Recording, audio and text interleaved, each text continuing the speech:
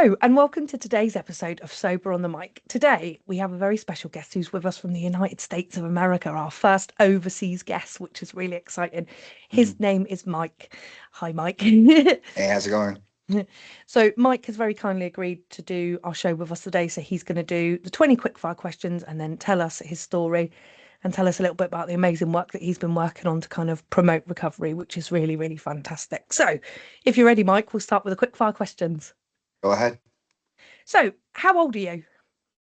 Just turned 39. 39.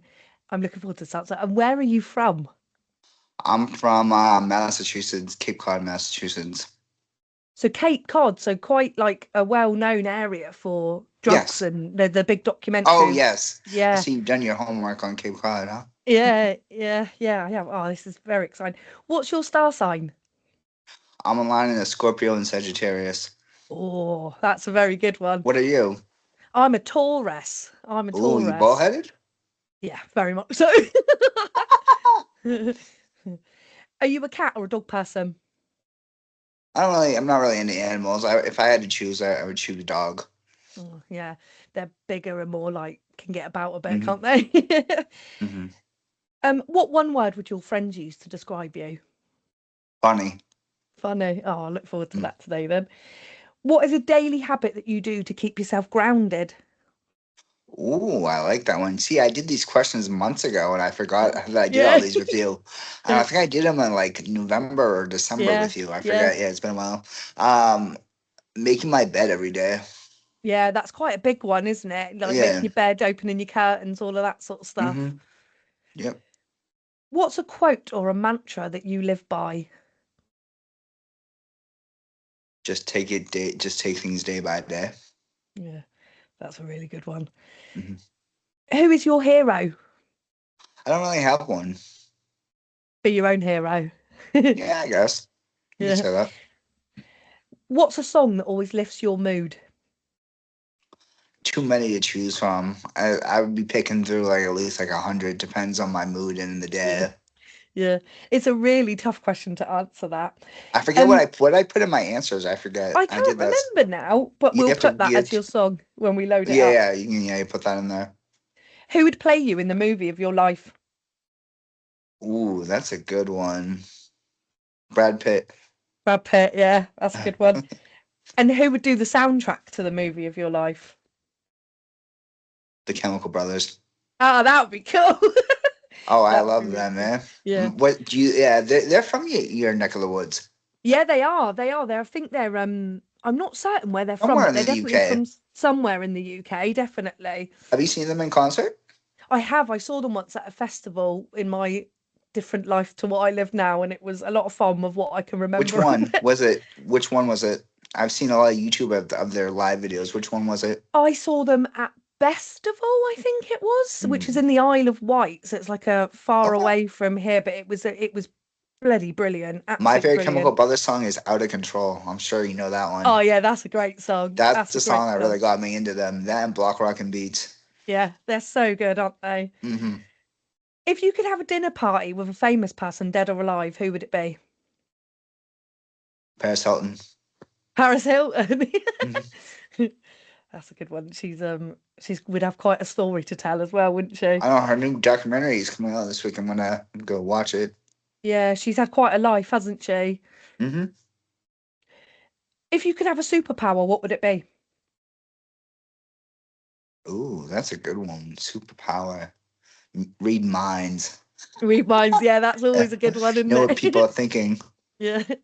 And then kind of more into what we've got you here for today. So when what was your drug of choice? And obviously in that we include alcohol. It was mostly ups, a lot of Adderall. Like I'm Mhm. ADHD, so and so I got prescribed to Ritalin when Ritalin first came out in the '90s. So my body got addicted to ups because I was on them for so long, like Yeah. fat, coke, stuff like that. Yeah. I was diagnosed with ADD back when ADD was coming out, like in the early '90s. So like Yeah. when Ritalin was first like the big thing before Adderall and Yeah. all the other ones, I was put on Ritalin at the age of like 6 or 7.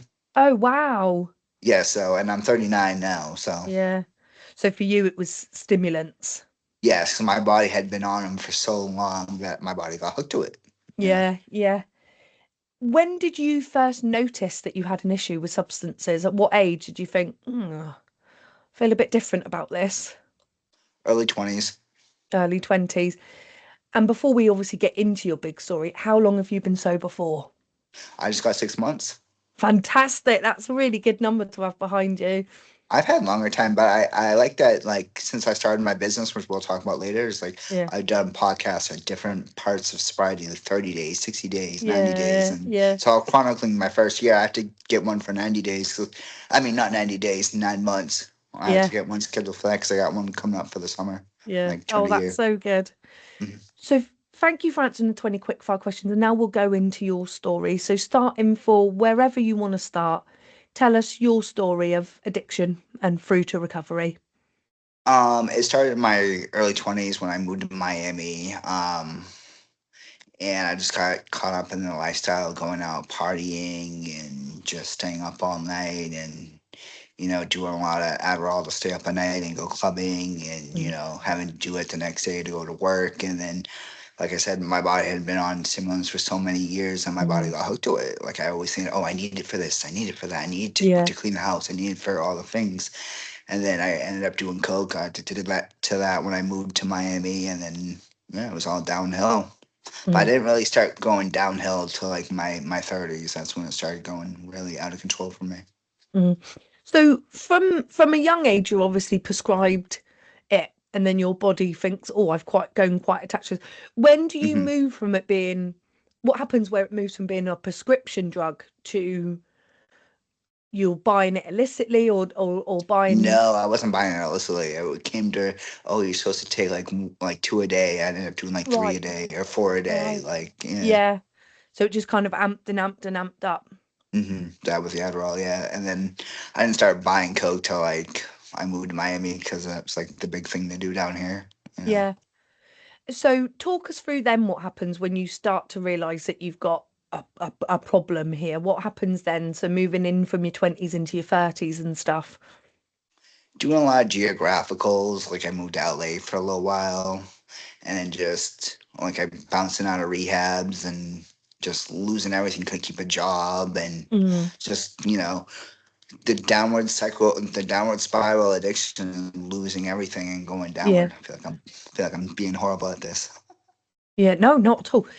So when so you talk about rehab stints and stuff. So obviously in the United Kingdom, rehab is like we get it through councils and things like that. How does Yep. rehab work in America? And talk me through your processes of going to rehab. You can go by yourself. You usually have Hmm. to have insurance, or like Right. sometimes you get a court ordered by your parents to go Hmm. or loved ones. I went on Mm. my own accord because I knew I needed help. So I've been to rehab probably like 8 times, 8 times. And so probably around there. Yeah.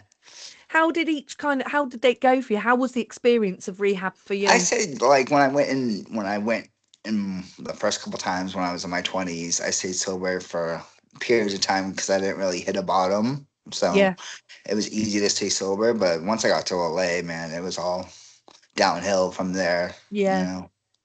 So is it quite because obviously in the United Kingdom we have certain places where kind of drugs are highly available and more around. Is LA quite like a big place for it? Yes, that yes it is. That and Miami too. Like I lived in all the wrong cities. I'm staying out of LA for a while. Yeah, yeah, I can imagine it kind of if it's easily available can be really hard to navigate not using. Mm-hmm, exactly. Yeah. So talk to me about the ADD. How did that kind of impact you growing up and how did that impact you and your addiction? My ADD affected me. Like I was did bad at school, got D's and F's. Once I was put on ADD meds, I went to D's and F's to straight A's. I Mm, always acted up, got out of control, couldn't sit still. I still have problems sitting still. But yeah, just stuff like that. And then yeah, I just had a problem sitting still, always got in trouble yeah, and just stuff like that. yeah. That's a really common thing, isn't it? I think we're getting a lot of people now as adults diagnosed with ADHD, so for a long time didn't even know they had it. And I think a lot of people are finding that at school that was incredibly difficult for them because they were kind of Mm-hmm. treated as naughty, and their whole life has been an experience of being naughty rather than kind of being that they've got a condition that means that actually things can be a little bit different or a little bit harder.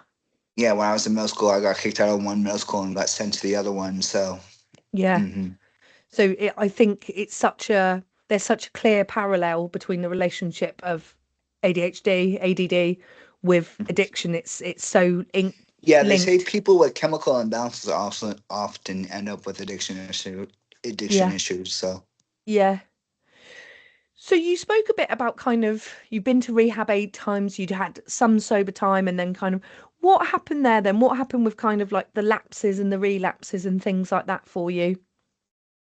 I stopped working a program. I stopped taking stuff seriously and just Mm, thought that I had stuff under control.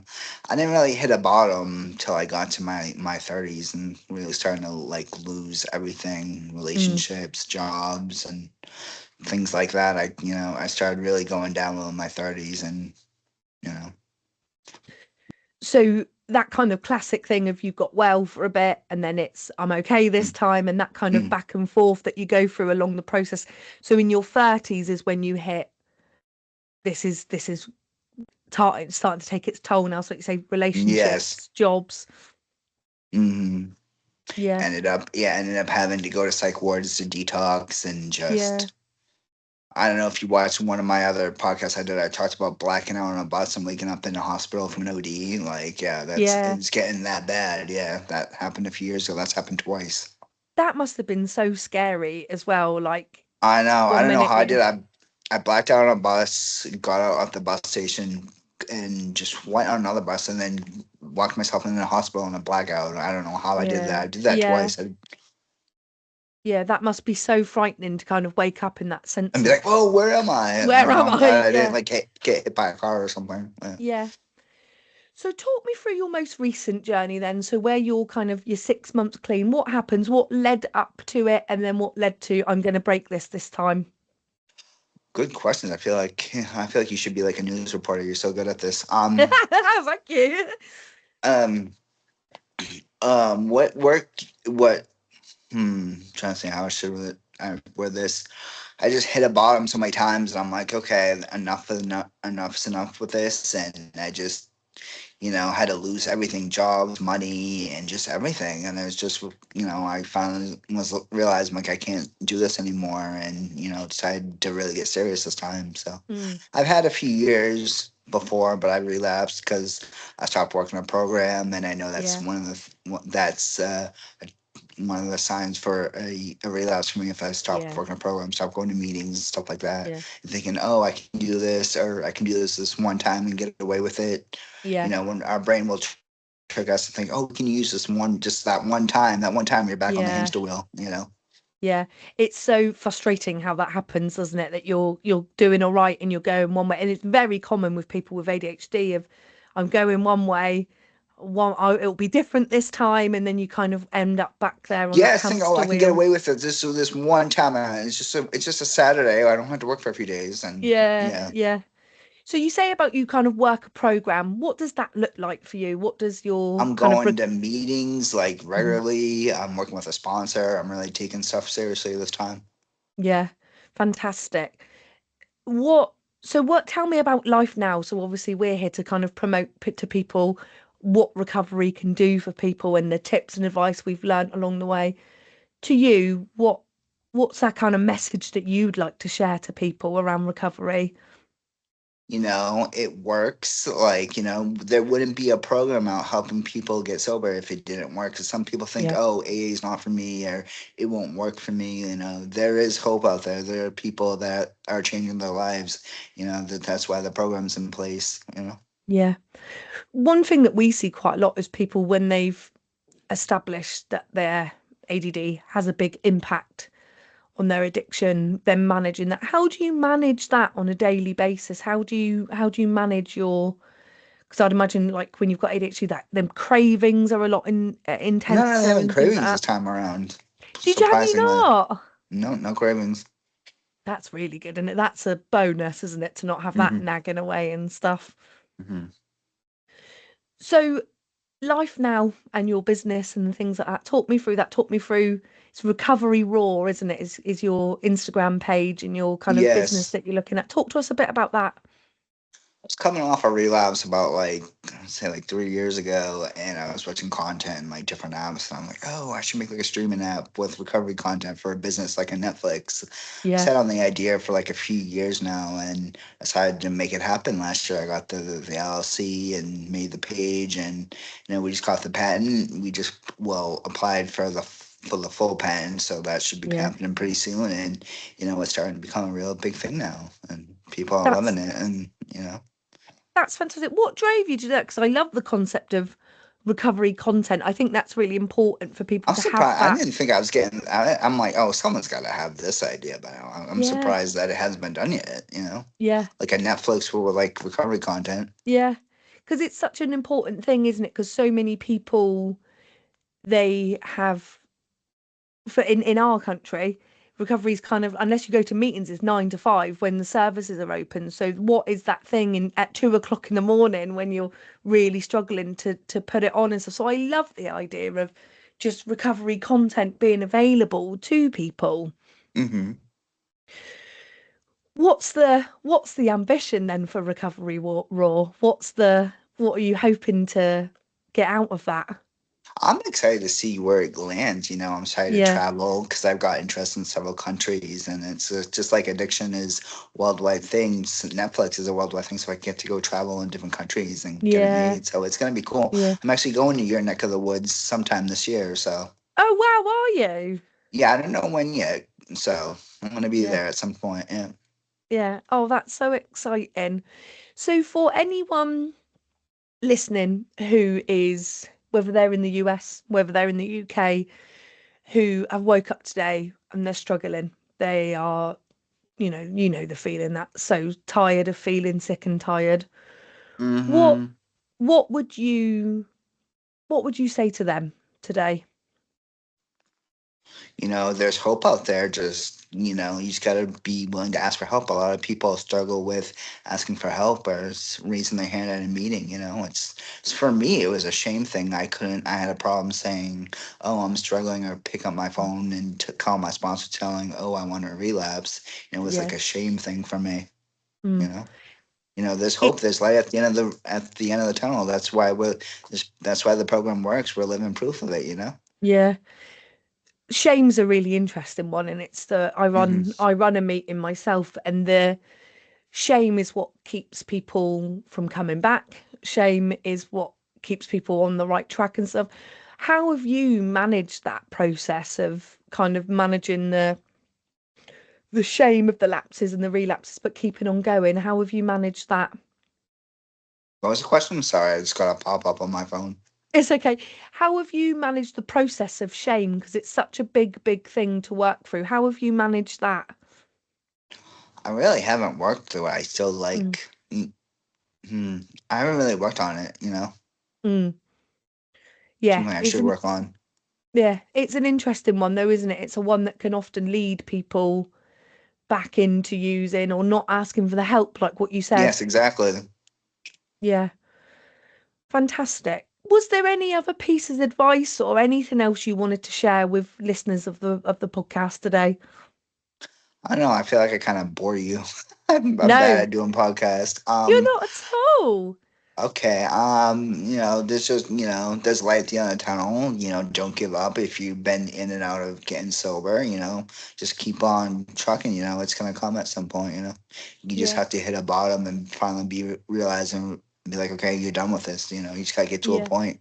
Some people it takes some years to get to that point. yeah, yeah. And for yourself, in terms of meetings and stuff and following the program, what does that look like for you now? Active. I'm going to more meetings, and I'm really taking it seriously. I'm really working a program, and I'm seeing results this time. Yeah, fantastic. Thank you so much for your time with us today. It's been a real pleasure talking to you about your journey, and it's the kind of the ups and downs of recovery, and how this time you feel very committed to kind of not only support yourself but make a difference in other people's lives. That must be a real nice feeling for you to have that. Yeah. Yeah. Fantastic. Thank you so much for your time today. I hope you have a really brilliant day, Mike. And if there's anything else we can do, please do let me know.